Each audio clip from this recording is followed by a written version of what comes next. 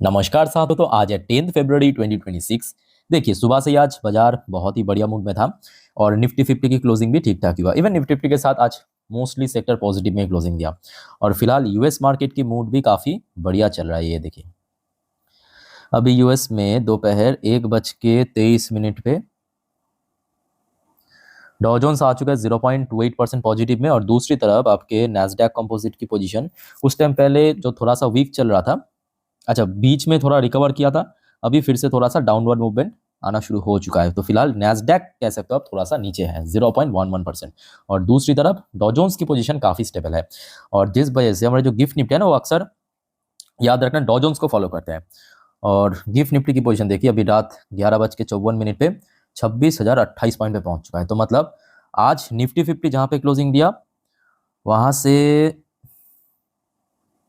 वही 93.2 पर चल रहा है। तो मतलब पोजिशनल वाइज आप कह सकते हो कि अभी एकदम ठीक ठाक पोजीशन पे है। अब लेट्स सी कल सुबह तक अगर ऐसा रहता है तो एक अच्छा ओपनिंग एक्सपेक्टेशन है, अदरवाइज जो होगा देखा जाएगा। ठीक है भाई। तो दोस्तों, आगे बढ़ने से पहले आप सभी को रिक्वेस्ट करूंगा, प्लीज फटाफट चैनल को सब्सक्राइब कर लीजिए अगर आपने अभी तक नहीं किया या आप इस चैनल पे नहीं हो। देखिए, आप लोगों के लिए मैं ऑलरेडी 5 डिफरेंट टॉपिक के ऊपर वीडियो अपलोड कर चुका हूं। अगर आपने नहीं देखा ये वीडियो तो प्लीज एक बार चेकआउट करके भी जरूर आना और प्लीज चैनल को सब्सक्राइब करके जरूर रखना।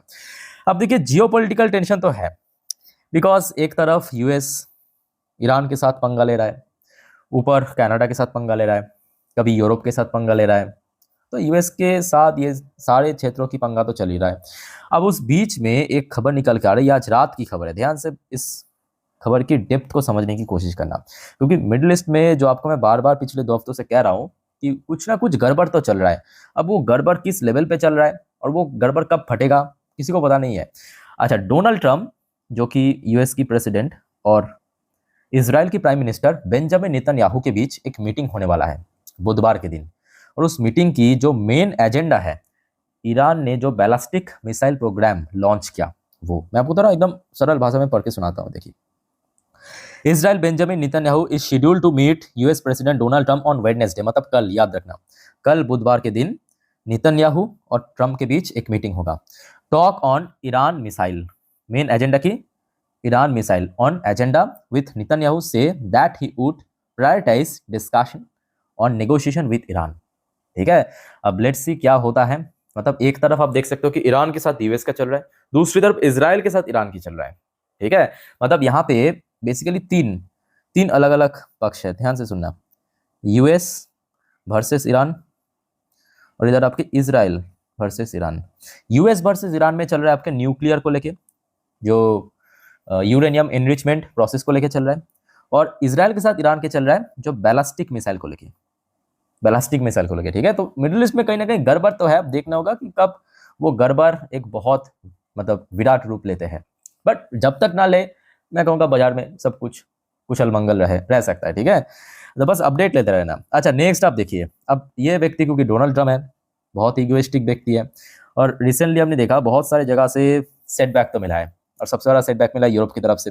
उसके बाद कनाडा हमने देखा, मतलब कनाडा की जो पीएम है आपके फरवरी पे ही भारत के सफर में आएंगे, है ना, तो वहां से भी एक सेटबैक मिल रहा है। तो डोनाल्ड ट्रंप थ्रेट किया है to stop opening of Canada US bridge amid trade रो।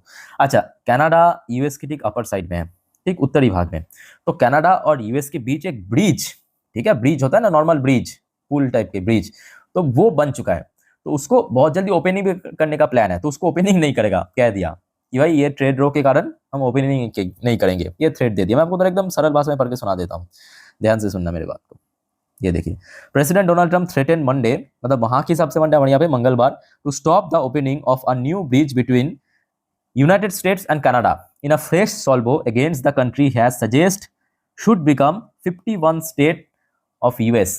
तो जो उन्होंने चुनाव की प्रचार में कहा था कि जब हम सत्ता में आएंगे, ग्रीनलैंड को लेके भी कहा था, आपके इवन टैरिफ के लेके भी कहा था, साथ में ये भी कहा था कि कनाडा को हम यूएस की 51th स्टेट घोषित करेंगे। ठीक है, तो उस चीज को लेके अभी थोड़ा बहुत मेरा चाचा नाराज है और कह दिया कि ये जो ब्रिज ओपन होने वाला था हम ओपनिंग ही नहीं करेंगे। चलो अच्छी बात है, आगे देखते हैं। अच्छा, नेक्स्ट देखिए, रशिया की तरफ से खबर आया। रशिया की तरफ से फॉरेन मिनिस्टर सेर्गी लैवरोव की तरफ से एक्यूज किया US of trying to prevent India and others from buying Russian oil. तो इस बार रशिया थोड़ा सा एग्रेसिव मोड में लग रहा है। रशियन फॉरेन मिनिस्टर, ये व्यक्ति आप देख सकते हो, सेर्गी लैवरोव को की तरफ से एक्यूज करते हुए ये कहा कि यूएस कोशिश कर रहा है कि इंडिया के साथ साथ other nation Russian oil purchase ना करें। अगर कर रहा है तो उसके ऊपर या तो सैंक्शन या तो टैरिफ ये सब इंपोज कर रहा है, जो कि आप कह सकते हो कि इंटरनेशनल लॉ के खिलाफ है, क्योंकि आप कोई देश को कोई तीसरे देशों से व्यापार करने में रोक नहीं सकते। मतलब अगर आप इंटरनेशनल लॉ पढ़ेंगे तो आप समझ पाएंगे कि ऐसा कोई लॉ नहीं है कि एक पर्टिकुलर देश कोई दूसरे देश को तीसरे देश के साथ व्यापार करने में रोक रहा है। ठीक है, तो यहाँ पे एक्चुअली यूएस यही कर रहा है, अगर आप देखेंगे, है ना। तो जिस वजह से यहाँ पे रशिया की तरफ से कहा गया। अच्छा, यहाँ पे रशियन ऑयल की बात हो ही रहा है तो यूएस की तरफ से भी एक खबर आया है, यूएस ट्रेड ऑफिशियल की तरफ से, India ready to scale back Russian oil purchase seen as alternative to China in manufacturing. तो यहाँ पे कहा गया कि मतलब भारत जो बीच में हमने देखा था, खास करके जब से ये जंग शुरू हुआ 2022, 23, 24, 25, पिछले लगभग 4 साल से लगातार धूमधुमार आप कह सकते हो कि रशिया से सस्ता ऑयल परचेस किया, तो वो काफी हद तक स्केल बैक करेगा, मतलब कम कर देगा। ठीक है, ये यूएस की तरफ से ऑफिशियली ट्रेड जो ऑफिशियल है उनके तरफ से कहा गया। यूनाइटेड स्टेट्स ट्रेड रिप्रेजेंटेटिव जिनका नाम है Jamieson Greer highlight that who is described as India's commitment to winding down purchase of Russian oil and expanding economic ties with the United States. ठीक है, तो ये बेसिकली कहा गया। लेट्स सी आगे क्या होता है। अब देखिए, भारत की तरफ से भी हमने देखा, चाहे ऑयल मिनिस्टर की बात करें या भारत की जो फॉरेन सेक्रेटरी की बात करें, बहुत ही क्लियरली मेंशन किया कि भारत के लिए, भारत की जो 140 करोड़ लोग हैं उनका जो प्रायोरिटी है वो सर्वोपरि है, मतलब वही फर्स्ट प्रायोरिटी है। तो उस हिसाब से जो हमें ठीक लगे तो हम उन्हीं देश के साथ व्यापार करेंगे या खरीदेंगे। ठीक है, अच्छा नेक्स्ट देखिए, एक और यहाँ पे ये आज रात की खबर है, 10 फरवरी 10:58 लगभग 11 बजे की update. Indian goods no longer subject to additional 25% tariff, US custom notified rule. तो आज रात से दोस्तों ये इंपोज हो चुका है, मतलब ये जो 25% अभी तक जो रेसिप्रोकल टैरिफ इंपोज हो रहा था एडिशनल, वो हट चुका है, मतलब ऑफिशियली हट चुका है, मतलब इफेक्ट में आ चुका है। ठीक है, ये जो एडिशनल टैरिफ इंपोज किया था ना भारत के ऊपर कि रशिया से ऑयल परचेस करते हैं, तो इसको ऑफिशियली हटा तो दिया आपके 2 दिन पहले, बट अभी इफेक्ट में ला चुका है। ठीक है, अच्छा नेक्स्ट दोस्तों आपको एक थोड़ा शॉकिंग अपडेट सुनाता हूं। शॉकिंग अपडेट बोलना भी एक्चुअली गलत होगा, देखिए थोड़ा सा अच्छी अपडेट भी है और कुछ हद तक शॉकिंग भी है। शॉकिंग क्यों है वो भी आपको मैं समझाऊंगा। China acknowledge India's UNSC bid, say it understand and respect New Delhi's aspiration. By the way, जिनको पता ही नहीं है यूएनएससी क्या है, देखिए यूएनएससी में टोटल 5 परमानेंट बोर्ड मेंबर है। कौन कौन सी, एकदम सरल भाषा में समझेंगे, जिन सब देश सेकेंड वर्ल्ड वॉर यानी द्वितीय विश्व युद्ध जीता था वही सब आपकी यूएनएससी की परमानेंट मेंबर है। जैसे कि कौन जीता था, याद कीजिए, रशिया जीता था तो रशिया है, यूएस जीता था यूएस है, चाइना जीता था चाइना है, फ्रांस जीता था फ्रांस है, और यूके जीता था। ये 5 हो गया आपका यूएनएससी की जो परमानेंट मेंबर। ठीक है, अब जब भी कुछ इंटरनेशनल मुद्दा आते हैं, एकदम सरल भाषा में समझिए, अगर कोई इंटरनेशनल मुद्दा आते हैं तो ये 5 के पास वीटो पावर होते हैं उसको खारिज करने की, ये पावर है आपकी यूएनएससी की परमानेंट मेंबर की। तो इसके पहले क्या होता था पता है, जब भी एक ऐसा प्रपोजल आता था कि भारत को भी यूएनएससी की परमानेंट मेंबर बनाया जाए, तो देखिए यहाँ पे 3 देश है वो हमेशा तैयार है कि भारत को परमानेंट मेंबर मिलना चाहिए। ऑब्वियसली एक तो आपका रशिया हो गया, ये हमेशा चाहते हैं कि भारत को मिल जाए, है। यूएस भी चाहते हैं, इवन ये भी जान लीजिए, यूएस भी कभी विरोध नहीं किया कि हाँ भारत को मिलना चाहिए। ठीक है, अच्छा उसके बाद फ्रांस भी कभी विरोध नहीं किया। विरोध आता है या तो यूके की तरफ से, और सबसे बड़ा जो हडल मिलता है हमें चाइना की तरफ से। चाइना प्रति बार, मतलब आज की, मतलब जब से हमने देखा यूएनएससी की बोर्ड स्थापित हुआ, ये 5 परमानेंट मेंबर बना, है ना, उस तब से लेकर अभी तक जब भी ये क्वेश्चन उठा है कि भारत को भी मिलना चाहिए, सबसे पहले तो यूके, उसके बाद चाइना, सबसे ज्यादा, मतलब सबसे ज्यादा हडल आपके चाइना की तरफ से भी आता है। अगर यूके मान भी गया ना तो चाइना नहीं मानेगा ऐसा। बट क्या हुआ कि अभी जो प्रेजेंट स्थिति चल रहा है, चाइना की तरफ से ये स्वीकार किया, एक्नॉलेज किया है कि नहीं भारत को भी मिलना चाहिए। तो आप समझ पा रहे हो ना कि आज की डेट में जियोपॉलिटिक्स कितना ज्यादा बदल रहा है। तो दोस्तों होपफुली आपको समझ आ रहा है, मतलब जो आपको मैं एकदम सरल भाषा में समझाने की कोशिश कर रहा हूँ कि यूएनएससी की सीट की क्या महत्वपूर्ण है, कि उसकी वो सब देशों के पास वीटो पावर रहता है, चाहे कुछ भी एजेंडा, कुछ भी टॉपिक को खारिज कर सकता है, लागू कर सकता है। तो ये कहीं ना कहीं बहुत, मैं कहूंगा, शॉकिंग बात भी है, और हो गया तो बहुत सही भी बात है ना।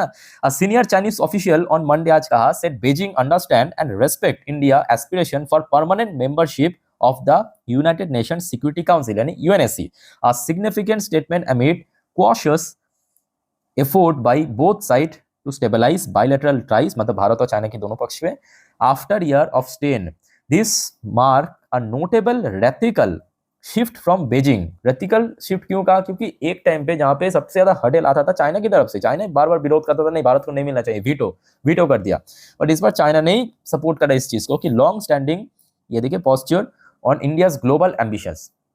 बाकी दोस्तों इस बारे में आप लोगों का क्या विचार है कि मतलब सडनली चाइना की ऐसे माइंड कैसे चेंज हो गया? कमेंट करके बताइए, मतलब जो भी आप सोचते हो इस बारे में, इस टॉपिक के बारे में, ठीक है। बट हाँ, ये भी फैक्ट है कि भारत को अगर मिल गया तो उससे अच्छी बात हो नहीं सकती। मतलब आप कह सकते हो हम लोग भी उस कैटेगरी में आ जाएंगे जो पूरे दुनिया में आप कह सकते हो कि एक तबका आज की डेट में जिसका कह सकते हो कि बात चलता है इस प्रकार की। हाँ, ये फैक्ट है कि आज की डेट में भारत की जो मार्केट है, भारत को लेके हर कोई देश बहुत ज़्यादा इंटरेस्टेड है, बट स्टिल उस लेवल पे कहीं ना कहीं अभी हम लोग पहुंचे नहीं। मतलब यूएनएससी की जो परमानेंट मेंबर है उनके पास वो पावर है, वीटो की पावर है ना। तो ये अगर हो गया तो कहीं ना कहीं हमारे पास भी वीटो की पावर आ जाएगा। अच्छा, नेक्स्ट देखिए आपके फ्रांस की तरफ से। अभी आपको मैं कह रहा था कि फ्रांस का भी विरोध नहीं करो, ये फैक्ट है। फ्रांस और यहाँ पे भारत के बीच संबंध बहुत अच्छा। उसके साथ साथ ये भी फैक्ट है, ये जो चाइना है ना, इसको आप बहुत सीरियसली भी मत लेना, क्योंकि ये चाइना और यूएस, इन दोनों में एक सिमिलरिटी है कि भाई इन दोनों देश को आप कभी भरोसा नहीं कर सकते, है ना। रशिया को आप चाहे तो थोड़ा बहुत भरोसा कर सकते हो, इसराइल को कर सकते हो, फ्रांस को कर सकते हो, बट ये सब चाइना यूएस इसको भरोसा नहीं कर सकते, भरोसे की लायक नहीं है। अच्छा, इमैनुअल मैक्रोन फ्रेंच प्रेसिडेंट की तरफ से भी एक कमेंट आया ग्रीनलैंड की मुद्दों पे। Emmanuel Macron flag fresh tension with US, call on EU to cease Greenland movement. ठीक है, तो यहाँ पे फ्रांस की तरफ से यूरोपियन यूनियन को कहा गया कि ये जो ग्रीनलैंड मूवमेंट को लेकर इसको सीज किया जाए, मतलब कोई भी देश फ्यूचर में ग्रीनलैंड को एक्वायर ना कर सके। ठीक है, तो ये आज मैक्रोन की तरफ से कहा गया। तो वो देखिए, ये जो ग्रीनलैंड वाला मुद्दा, ये हो सकता है कि अभी थोड़ा सा दबा हुआ है, मतलब कह सकते हो कि थोड़ा बहुत पॉज मोड में चल रहा है, बट इसको फिर से रेज किया जाएगा यूएस द्वारा। देख लेना मेरे बात को, बस अभी एक एक करके बस अभी चल रहा है ना आपकी ईरान वाला मुद्दा, तो जिस वजह से अभी डायरेक्टली कह सकते हो कि एग्रेसिव कोई एक्शन नहीं ले रहा है यूएस। अच्छा, नेक्स्ट जो रिपोर्ट आ रहा है, French president Emmanuel Macron to visit India, date आज ऑफिशियली घोषित हो चुका है 17 फरवरी से लेकर 19 फरवरी एआई इम्पैक्ट समिट पे। बट इसमें जो मेन एजेंडा है इनके आने का वो है डिफेंस और अलग अलग ट्रेड। ठीक है, बिकॉज जो कितना 100 के ऊपर आपकी राफेल ऑर्डर होने वाला है, लाखों करोड़ की डील होने वाला है। ठीक है, तो ये मेन एजेंडा है। सो देखिए, कुल मिला के अभी अगर हम बात करें, जियोपॉलिटिकल टेंशन तो है ऑब्वियसली, बट स्टिल अभी माहौल, मतलब ये रात में माहौल अभी ठीक ठाक फिर भी लग रहा है। आशा रखता हूँ कि कल सुबह तक अगर ऐसा ही बरकरार रहा तो मे भी एक अच्छा ओपनिंग एक्सपेक्टेड है। अगर बीच में कुछ और हो गया तो वो किसी का हाथ में नहीं है। ठीक है, और देखिए अगर इस बीच में कुछ और हो गया तो ऑब्वियसली मैं आपको मेरे इंस्टाग्राम में दे दूंगा। और दोस्तों, जो आपको मैं लास्ट वीडियो में कहा था, याद रखना, सुबह सुबह मेरे इंस्टाग्राम स्टोरी एक बार देख लेना, वहाँ पे आपको मैं सुबह की जो गिफ्ट निफ्टी की फ्यूचर की अपडेट है वो दे दूंगा। ठीक है, तो एक बार चेक कर लेना, लिंक आपको नीचे मिल जाएगा डिस्क्रिप्शन बॉक्स में। ठीक है, तो और कोई आपका कंफ्यूजन या डाउट है कमेंट करके पूछिए। वीडियो अच्छा लगे तो लाइक करना, चैनल को सब्सक्राइब करके रखना। टेक केयर, बाय बाय, जय हिंद।